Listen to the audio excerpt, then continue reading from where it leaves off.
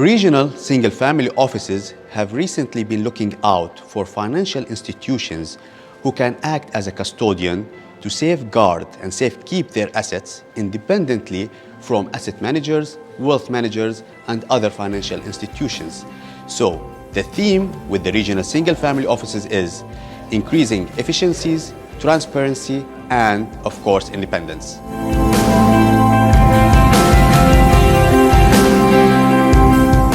Regional family offices are looking for an independent, safe place to keep their assets.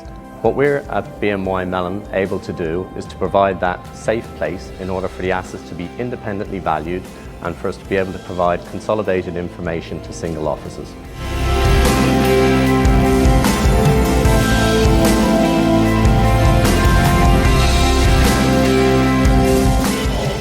And today I have three objectives. It's for you to leave this room with new tools, new information, so that you can take better decision for you, the family you advise, or the family you actually run. So three nuggets that I want to share with you. The first is a lot of you actually came to me and said, oh, you heard about this new regime here and this single family office in the DIFC, is it any good? What about this? What about the new LLC's law? Can I use that? So we said, stop, no problem. I'll take your number and we will do an event like this. So we can, one, produce a paper that summarizes all of this. We will save your time, and then you can come here. I will walk you through that, and you can ask any question you want to me or to my excellent partner that is like safe, keep its asset over generation. And this is really Genesis. This is where it starts. Think of the menu of services you actually need, not of the moniker at the top of it. That would be my first nugget for you. Because every family is different, the needs of every family are different, your needs are specific. So once you have seen one family office, you have seen one family office, because everyone is different and you will choose accordingly. What I'm really interested in is that increasingly, and in this region in particular, this definition is now trickling down into regulation and into law. The DIFC has defined it by coming up with a single family office regime. Even a non-financial free zone, we'll talk about it later on, like the World Trade Center, has defined a family, has defined family office regulation. And we'll see it has an impact. The DMCC does the same thing, and so does the Abu Dhabi Global Market. So from this lovely picture that we have seen until where we are today, what you have is a process. The recognition by regulators that family wants to take control in an environment which is credible but not necessarily regulated, as unencumbered as possible, yet sufficiently valid when you deal with counterparties like banks. And you do that in a proper environment.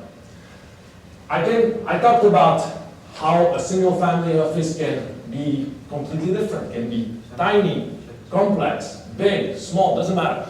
And this is how it often starts, a founder's office, just someone that has a cash event with his secretary, and perhaps that is already a family office because you are doing something different than your core business. And over time, of course, it will evolve, it will get more sophisticated. You will add an investment function. Perhaps you will define what you want to invest in, at which intervals, how to monitor these investments. This is often called an investment office. And then, because you are likely to consolidate these assets, you will look at how do I actually hold that? Do I hold that in my name? Do I hold that through a holding? Do I hold that through a trust? Several holdings. How do I structure and administrate all this? This is what we would call the fiduciary office, the next evolution of a single family office. And then, of course, successful people tend to have families, whether they like it or not. So then you often have questions of legacy planning, intergenerational continuity, and involvement of the next gen. And that would often come at the top to eventually finalize the pyramid with something that is completely professionalized, but not necessarily completely internal to the family, because often you would start with something that is called an embedded family office, which is you have your infrastructure in your business, but you will have these functions plugged in, and you will mix what you have for your business or your day-to-day with these family office functions. And over time, it's not necessarily clear-cut, but over time you are likely to internalize some of these functions. And this can, of course, evolve. You can outsource some of it, you can insource some of it, depending on how much asset you have, your needs of the time, etc. So this is what we are, the environment we are swimming within. And I think it was important that I show you all these different evolution, because when we talk about what the options are, keep this in mind. Because the infrastructure can change, the needs can change, the menu can change, and perhaps you will finish with something like this.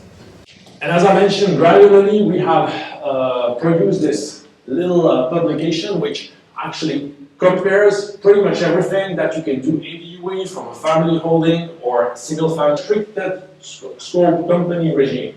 The ability as a family to control the narrative. If you are a single family office, you can choose not to have any data in the public domain if you wish. If you register a foundation in APGM, if you are a family serious about your business, is you need to identify what your needs of today are, and tentatively try and define what the needs of tomorrow will be. This is your menu. It will evolve all the time, it can increase, decrease, but it's paramount that you have this day one in some sort of fashion, because that will define what you actually need to order, which leads me to think, I'm hungry. 2, we discussed this with the pyramid, remember? Organizing and supervising investment, very important. Consolidating them, paramount. You all raised your hands, you said, oh, I have these digital assets. They are all in your name. They are all exposed. If something happens to you tomorrow, nobody has access to these assets. They go. Most of the custodians do not have a facility to actually chase someone or to enforce an order on a wallet that has been held in name. So plan accordingly. We have 3 webcasts on the topic, and many people actually called us after and say, yeah, I need to do something because this is actually 80% of what I'm worth. So you might as just as well. Last but not least, a lot of people come to us and say, well, I need to do a family office. I said, okay, let's look into it. And then we give them the real price of a family office, the top of the pyramid. And then they do this. They say, well, too complicated, too expensive. It is, yes. Financial people are very expensive. If you want to hire a CFO, it's very expensive. If you want to hire a head of legal, very expensive. If you want, everyone is expensive. People are competent, you need to compensate them. Good news is you do not have to. You can hire a CFO part-time. You can outsource a head of HR. You can outsource administration. You can outsource pretty much everything. And you can benefit on your current infrastructure and start embedded. There is nothing wrong in starting like this. A number of very successful families in this part of the world operate an embedded family office, and they have close to $1 billion in management. And when we ask them, why don't you have something segregated? They say, we looked into it, the segregation makes no sense for us. So, excellent answer. They know their menu, and they know what they want to order from that menu.